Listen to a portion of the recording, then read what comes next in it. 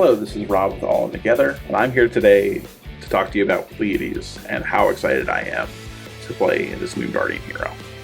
I think this is a hero that will live in infamy in Fab's history. I think she will be up there with Oldhim and these other powerful Guardians of yesteryear.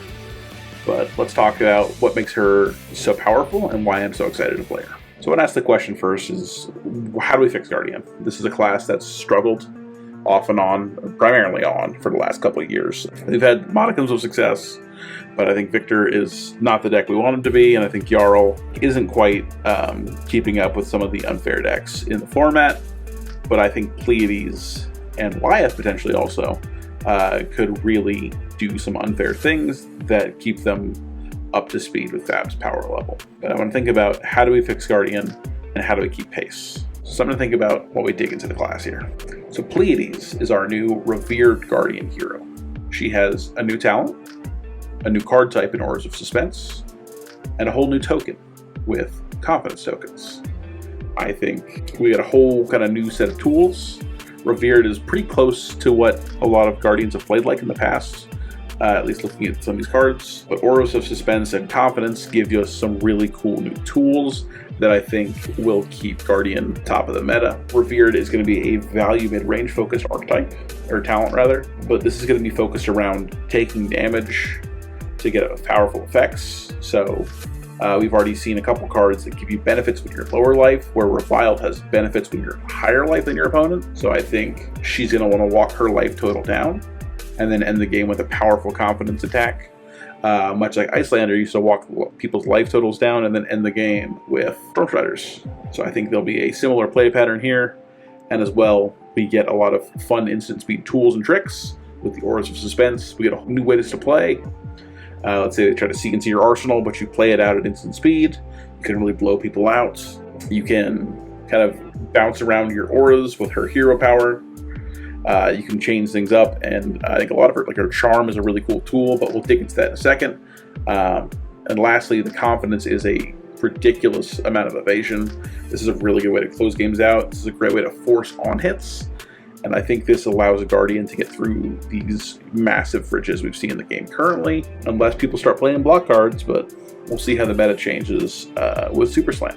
So I'll ask you a question is, what if we made instants that blocked and action points that didn't matter?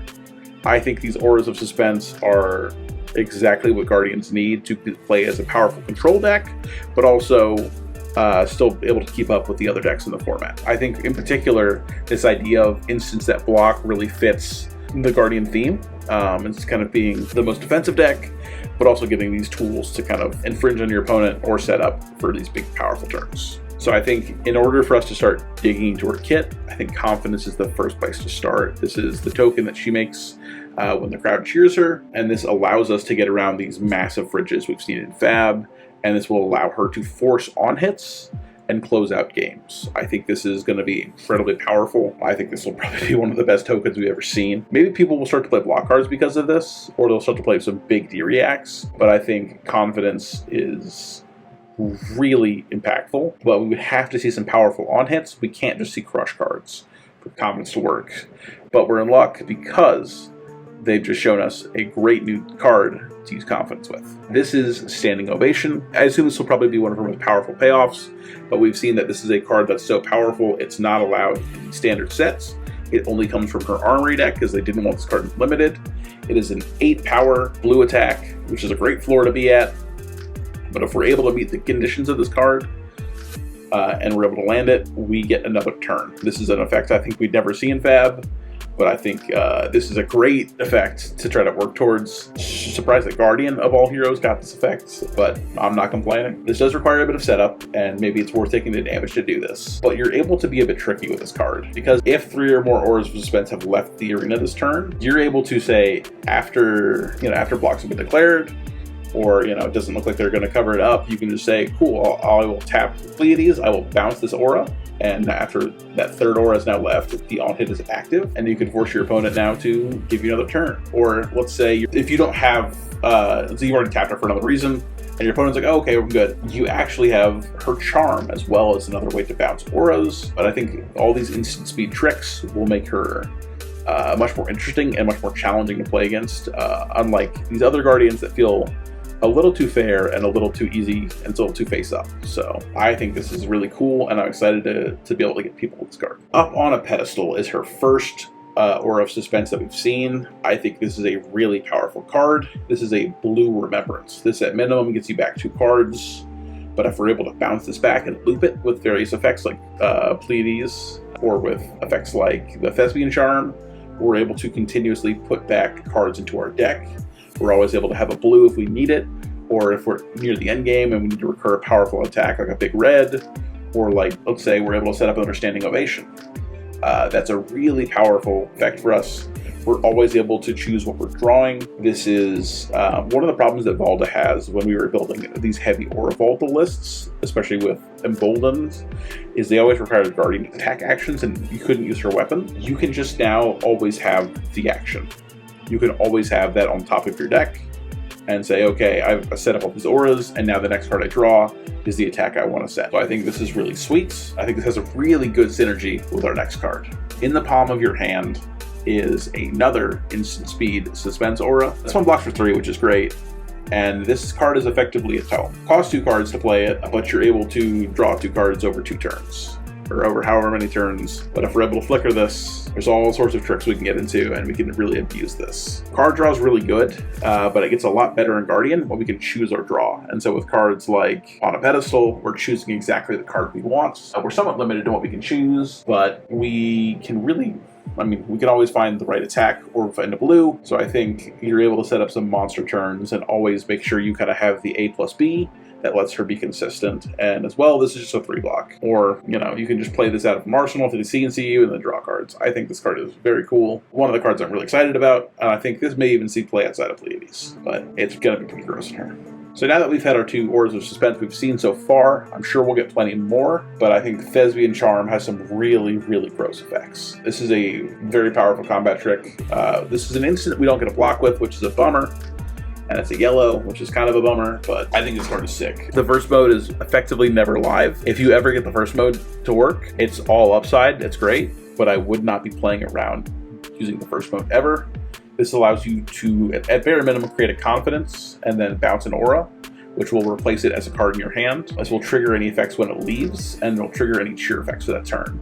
So you can also play this from Arsenal to create a confidence, get cheered, and then bounce another blocking card if you need to block, because of the aura's block. So like, let's say they attack you and you could block, you play a Thespian Charm out, you bounce back in the palm of your hand, which would then draw you a card, and then you would also now have another 3 block in your hand. A bunch of cool stuff you can do with this. You can instant speed bounce an aura for the leaving effects like Standing Ovation. So I think this card has so many uses and it's so flexible. So I think in a card like a Charm, which is really a card that's really kind of a Swiss Army knife, I'm really excited to play this. So we're going to start to get into some of the revered attacks. These are some of the more generic, I think just good cards. These will be some All-Stars Unlimited, but I think a couple of the cards here will be pretty playable in CC. And if they're not, like, I'm not embarrassed to play cards like Comeback Kid or the next card. This is a Wounded Bull, which is great. This is a 3 for 7. That's often will be 3 for 8. You choose when it becomes a 3 for 8 by just taking damage, and it allows you to get cheered and make a confidence. And any other cheer effects that we may have are going to be turned on by Comeback Kid, which is great. This blocks 3. It's a popper. We want to be actually getting to low life so we can end the game and take damage on both sides. I don't think she's going to be a fatigue deck. I think she's going to kill people. I think this plays exactly what you want to do. I think this is a good blue even. It could be a 2-card 6 that makes confidence, and it also blocks 3. With Revered, it's going to play off a lot of her other effects, so I think this is a powerful card. I'm excited to play these, and it's always good to have a on-theme Wounded Blow. So this is where I do a lot of Aftershock and get Average Telling. I think this will be a glue card for her, but if it's not, and we're just playing cards that are way more powerful than this, I'm also pretty stoked. And I think the last card I want to talk about was Uplifting Performance. I think this is the card I'm probably the biggest maybe on, but it's a blue 3 block that is an on-rate attack. If you have confidence, this comes in or toughness. I don't know how likely should be used to make toughness, but if she makes confidence pretty often, this is coming in as a 2-card 6 that they really want to block, because otherwise you're going to get an extra blocking value and a confidence token. So I think this is the way in the end game, if you're pitching this at the end, then you say, okay, here's my 2-card 6, you have to block fully out, otherwise I'm going to set up a big turn and just kill you that you can't block. So I think this is a really nice blue card. It's maybe a limited card, but I don't think you'll be unhappy to have this in your deck. Just a reasonable attack that puts some pressure on it. So, but this is our first wave of cards. This is all we've seen so far before we enter spoiler season. I'm really happy with this. I think we've seen some really cool cards. She has a whole armory deck. I think this deck is going to be nutter, just absolutely nutter butters. I'm super stoked to play her. That's what I'll be focused on for the first month of the season. Maybe I'll try Liath out too. He seems like he's got some cool stuff coming up. RIP Talk a Big Game. You're sorely missed.